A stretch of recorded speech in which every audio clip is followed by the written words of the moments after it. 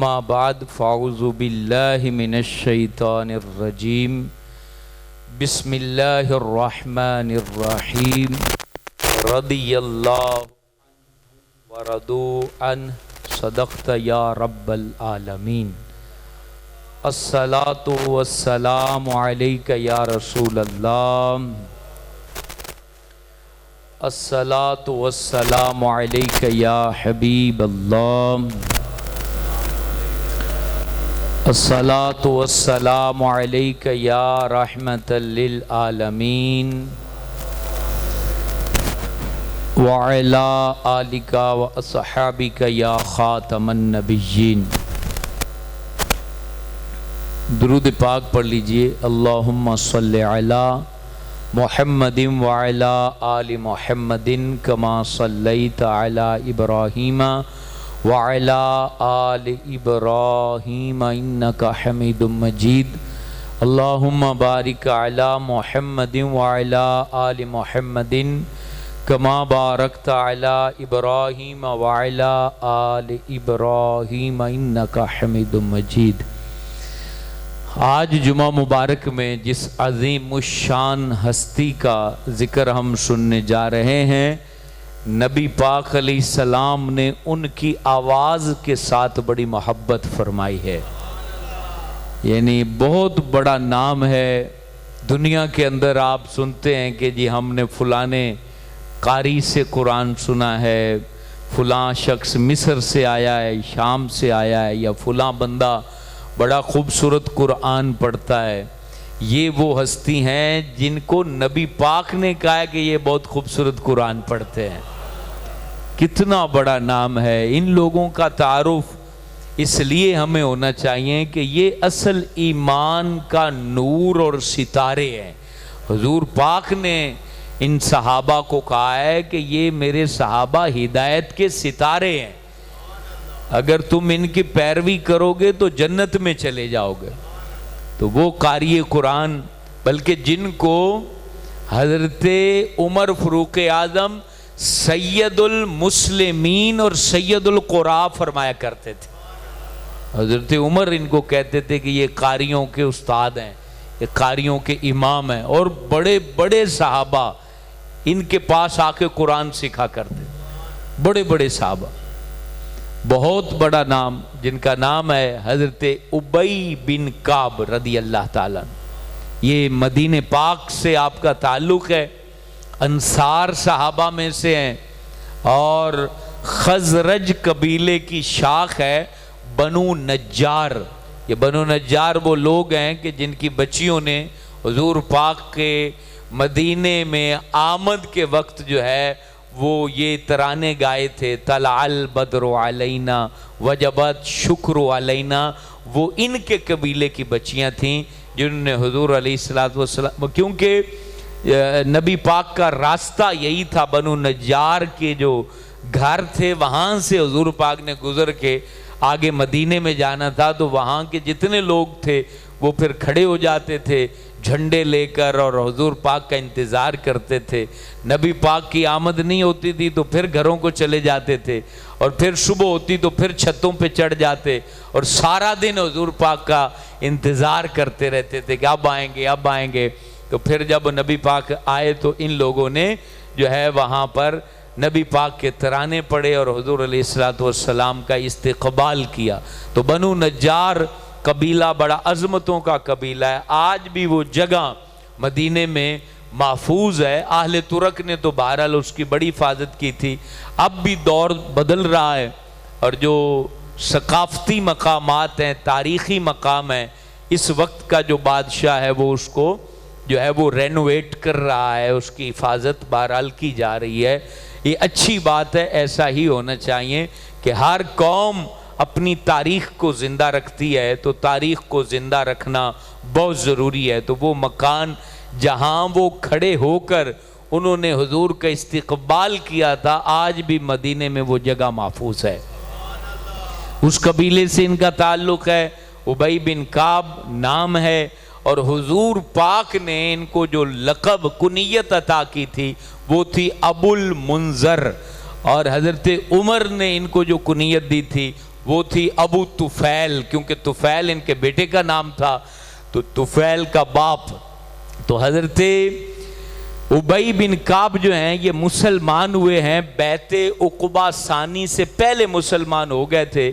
بعض مورخین نے بیعت عقبہ ثانی جو ہوئی تھی مینا کے میدان میں، اس میں ان کو شامل مانا ہے، اور بعض نے کہا ہے کہ آپ کا وہ سفر نہیں ہوا تھا لیکن آپ مسلمان ہو چکے تھے۔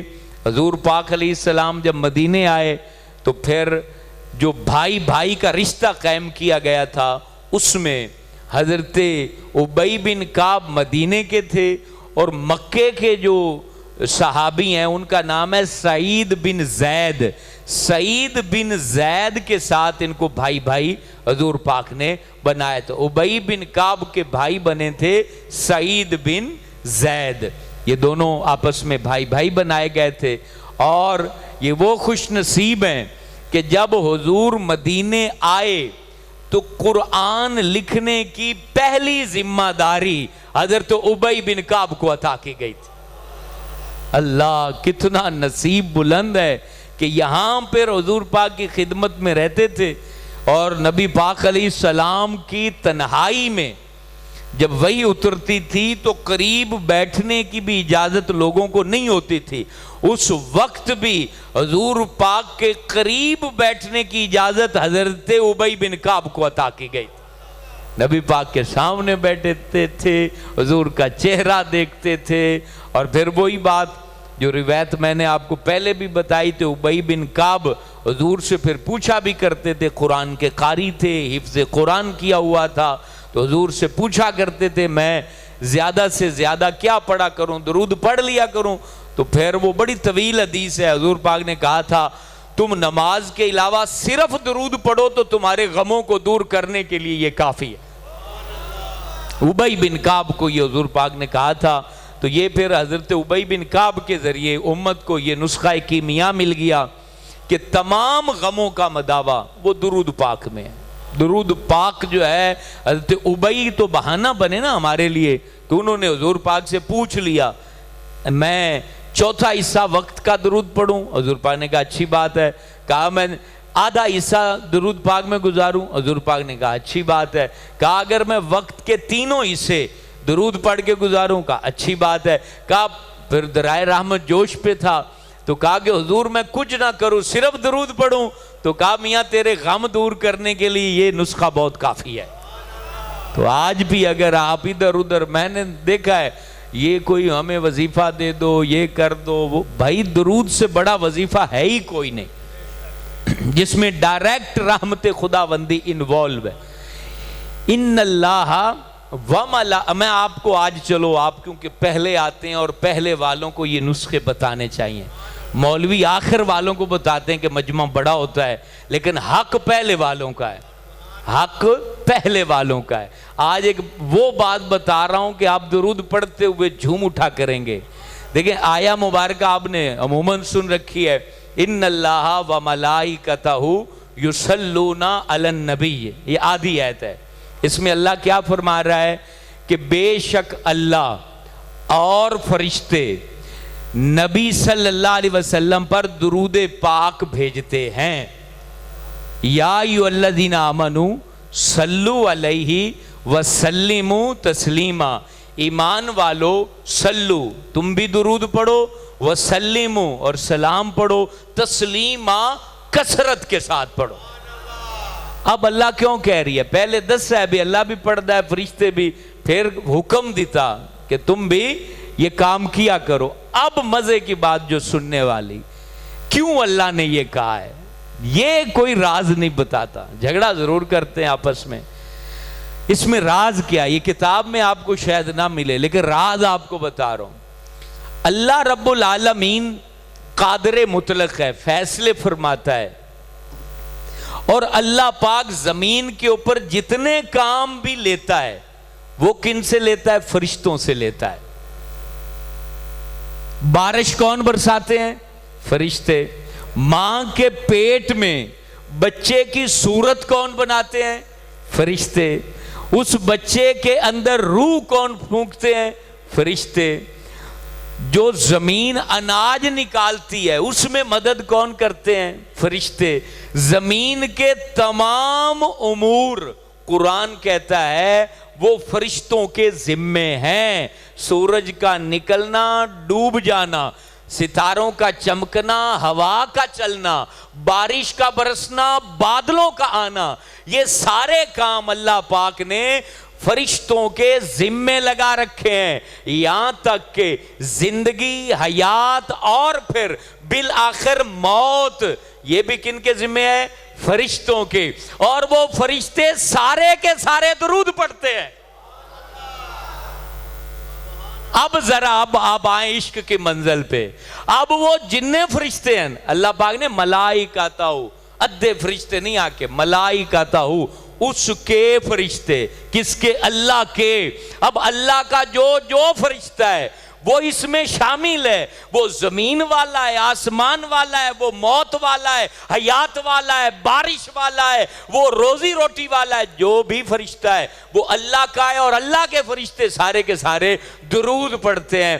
او میرے دوست، جب تیرے کام کے وقت تو درود پڑھ رہا ہوگا، فرشتہ بھی درود پڑھ رہا ہوگا، اسے پتا ہوگا کہ آدھا بیلی ہے۔ سمجھ آ گیا؟ اسے پتا ہوگا بھی آدھا ہی بیلی ہے، یہ بھی درود پڑھ رہی ہے، میں بھی درود پڑھ رہا، تو پھر معاملے مشکل نہیں ہوں گے، پھر رب تعالیٰ معاملات کو آسان فرماتا چلا جائے۔ یہاں تک کہ اگر موت آئے تو پھر ملک الموت بھی درود پڑھ رہے ہوں گے، تو بھی کیونکہ ان کا درود تسلسل کے ساتھ ہے۔ یہ یاد رکھیں، ہم نے تو درود پڑھا، خاموش ہو گئے، 2 گھنٹے پھر خاموش رہے۔ فرشتوں کا درود تسلسل میں ہے، وہ رحمت حق برسائے جا رہے ہیں حضور فخر عالم کے اوپر، کیوں غفلت نہیں ہے ان کو۔ اگر اللہ نے کہا نا کہ تم نے پڑھنا ہے سبحان ربی العظیم، تو فرشتہ پیدا ہو کے قیامت قائم ہونے تک وہ سبحان ربی العظیم پڑھتا ہی رہے گا، اس میں کسی طریقے کا بیچ میں گیپ نہیں آئے گا۔ تو فرشتہ تو رحمت نازل کر رہا ہے، درود جو اللہ نے جس انداز سے ان کو حکم دیا ہے اس انداز سے وہ پڑھتے چلے جا رہے ہیں۔ اب آئے گی میری تیری موت کا وقت، اور اس وقت اگر ہوگا درود جاری تو ملک الموت بھی درود والے، پڑھنے والا بھی درود والا، موت لے کے آنے والا بھی درود والا، اور جس کی روح نکلنی ہے وہ بھی درود والا۔ تو پھر روح نکلے گی جیسے مکھن سے بال نکال لیا جاتا ہے۔ اونچا بولو سبحان اللہ۔ یہ بات ہے، درود پڑھیں، کسے کول جان دی ضرورت ہی نہیں۔ تسی حضور نال جو ڈائریکٹ آدھا سسٹم چلا لو، ایدے آدھے کیوں دھکے کھاندے جی؟ اندے کول چلا گئے، ٹھیک ہے، دعا کے لیے یہ سنت ہے صحابہ کی۔ حضرت عمر بچوں سے کہتے تھے بیٹا عمر کے لیے دعا مانگا کرو، دعا کروایا کرے، دعا اچھی بات ہے۔ کوئی نیک بندہ، کوئی بزرگ، کوئی پیر صاحب، کوئی نیک بندہ نظر آیا نا بھی یار جندے تے تہاڈا دل مننے کے نیک ہے، اندے تو دعا کراؤ۔ لیکن دعا کرانا اور ہے، اور اپنے آپ کو حضور جان رحمت علیہ السلام کے قریب کرنا اور ہے۔ خود بھی حضور کے قریب ہو جاؤ تاکہ تمہاری صبح، تمہاری شامیں اور تمہارے رزق کی تنگیاں یہ ساریاں نور علا نور ہو جائیں اور تمہاری زندگی آسان ہو جائے۔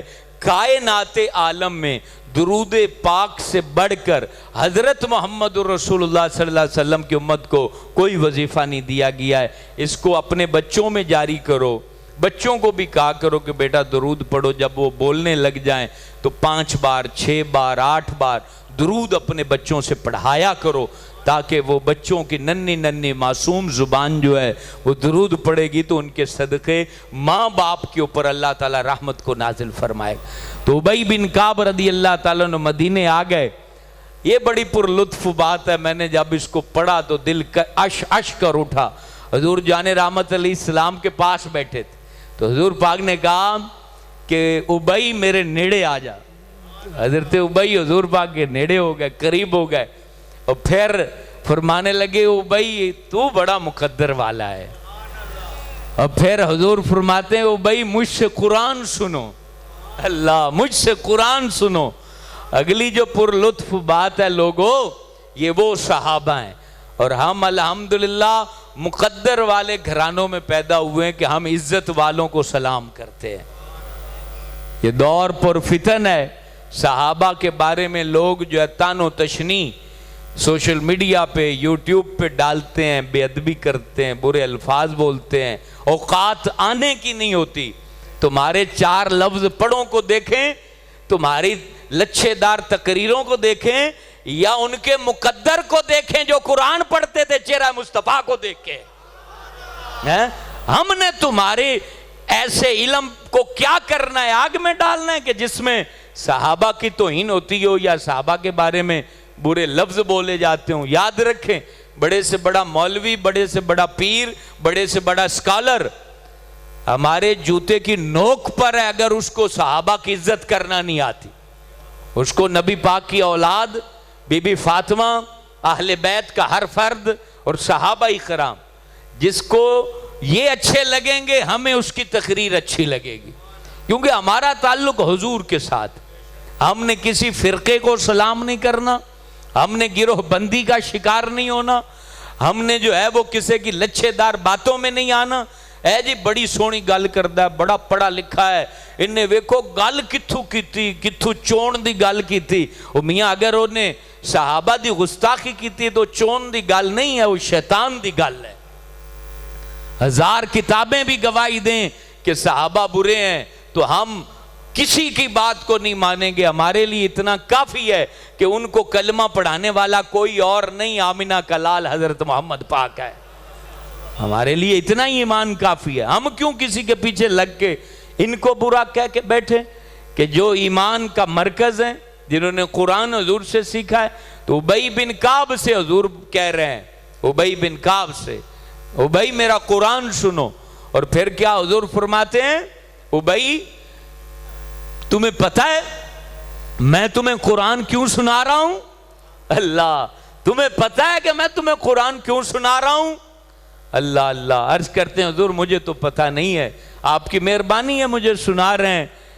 تو حضور فرماتے ہیں تمہیں قرآن اس لیے سنا رہا ہوں، مجھے اللہ نے کہا ہے ابی کو قرآن سناؤ۔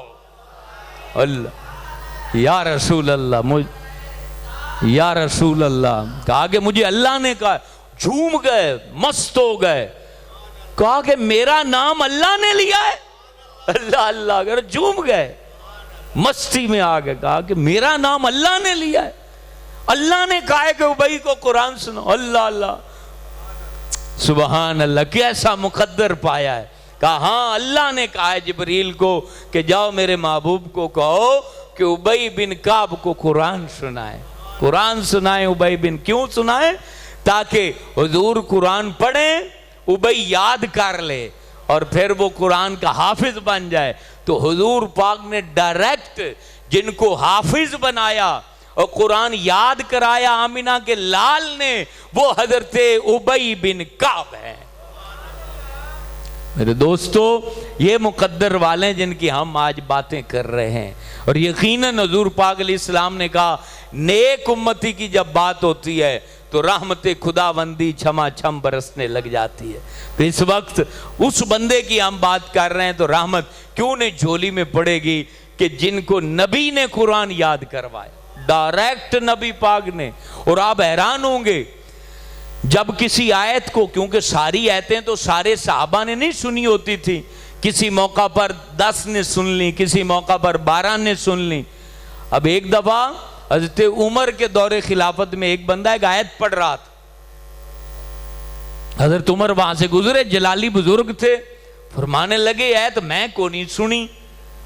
اس کو پکڑا کہ کہاں سے تو نے یہ آیت پڑھی ہے قرآن پاک کی؟ کہنے لگے میں نے ابی بن کعب سے پڑھی ہے۔